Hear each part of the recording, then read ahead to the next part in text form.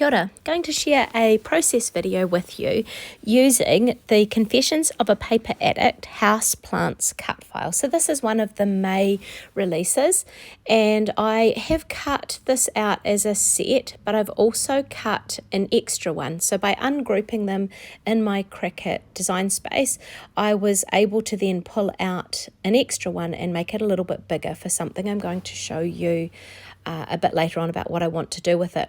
So I'm going to use one of the Close to My Heart wood grain papers as my base page for this layout, just with that natural woody feel. Please excuse the chicken noise in the background. One of our hens has obviously just laid an egg and she's a bit excited to tell us all about it. So I'm going to put this extra one that I've cut up the top left here. Just to add a little bit more interest and to connect between the top and the bottom of this page. So I've sort of arranged it so that it's going to be almost like a shelf or a ledge along the bottom. And I'm going to use this, that greeny one that was on the top there, that paper, as a bit of a photo mat behind them all. But before I put that together, I'm going to mat each of my photographs on some white daisy cardstock. And I'm going to trim around these before I sort of mat them with another piece of pattern paper and tuck them onto the page. So I'm just trimming around these here as neatly as I can to start with. You'll see when I went to place them on the cardstock that I sort of wanted to squeeze an extra one in there to make the most of the cardstock. However, it wasn't going to work. And so just trimming off some of these edges that aren't quite even there and sort of thinking about how they will be positioned onto the page. And I do change this around as the layout progresses, but that's kind of the general idea.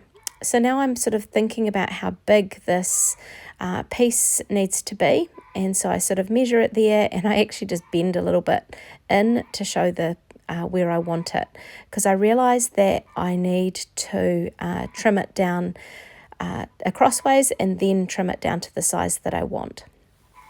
So I've sort of made that oblong mat there, and it's going to sort of sit on the page a bit lower down towards the bottom of it than it is at the moment, so that full cut file will show at the top without touching that green pattern paper. So that green paper is from the Close to My Heart Lovely collection, which has some really nice florals, soft colours, and I will pull some of those in a little bit soon. Actually, I'm going to mat the photos with some of them so you can see those nice pastel sort of soft summery tones on that collection.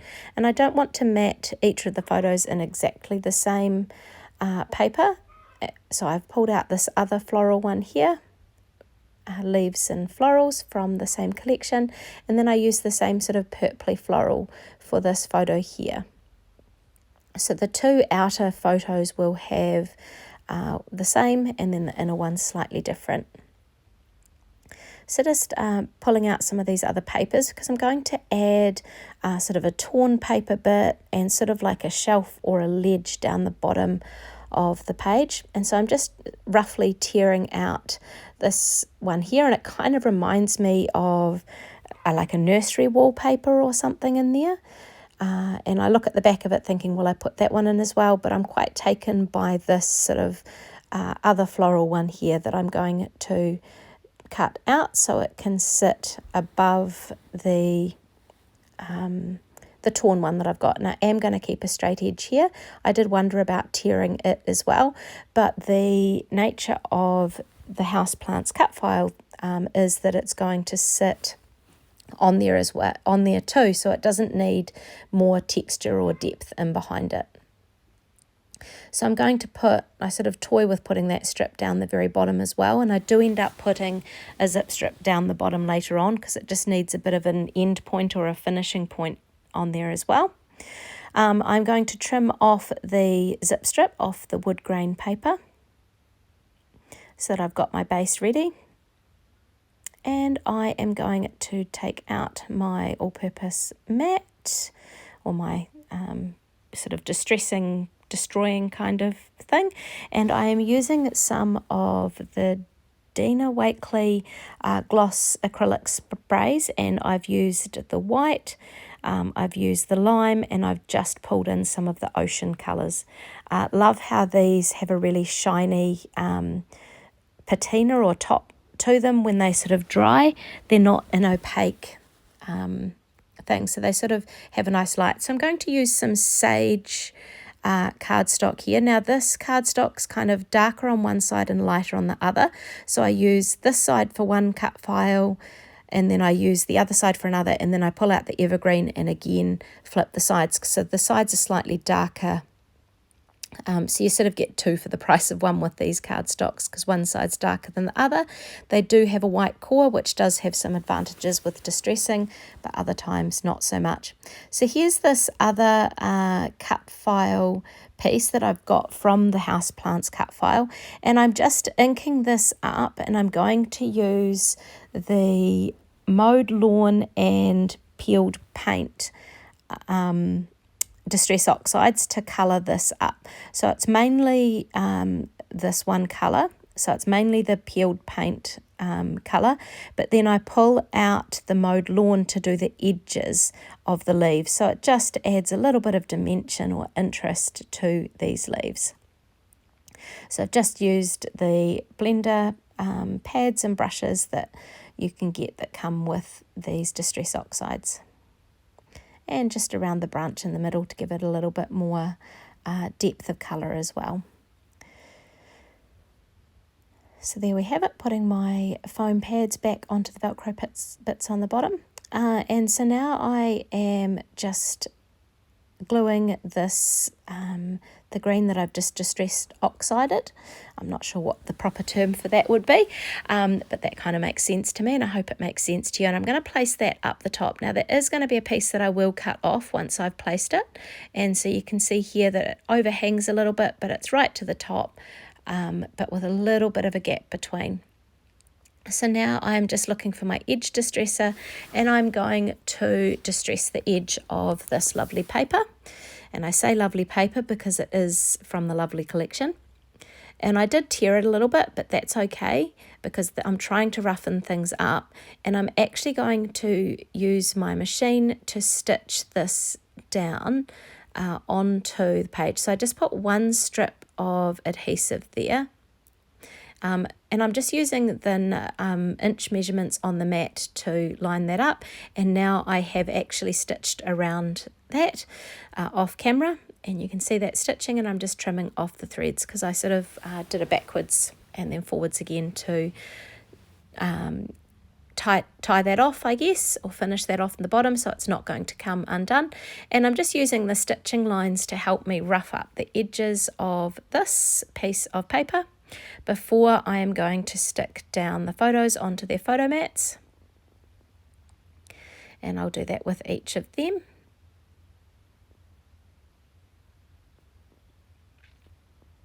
And I'm now going to attach the main, the biggest piece down the bottom, the bit that I tore. And I've just put one strip of adhesive down the bottom of that because I need to be able to tuck this in there as well. So I've now got that layer, and I'm going to attach the zip strip just in pieces along here.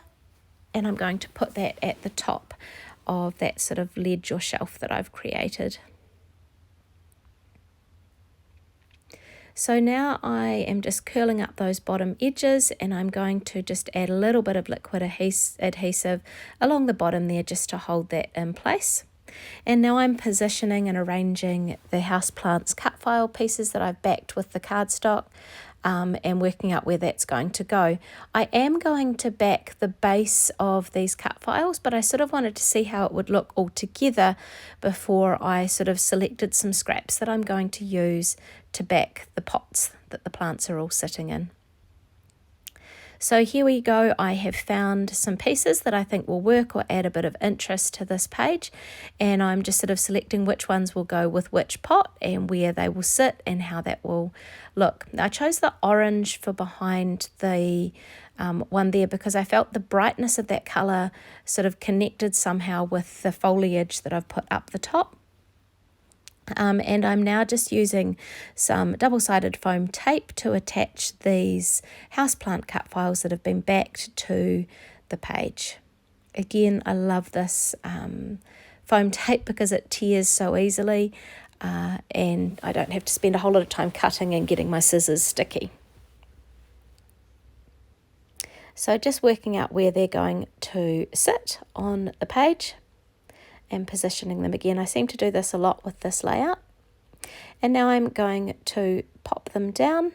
Now that I've got those places sort of picked, you'll see that I tried to sort of line up the pots. And then for the final one, I end up doing it a bit lower than all the others, so that the top of it sits more in line.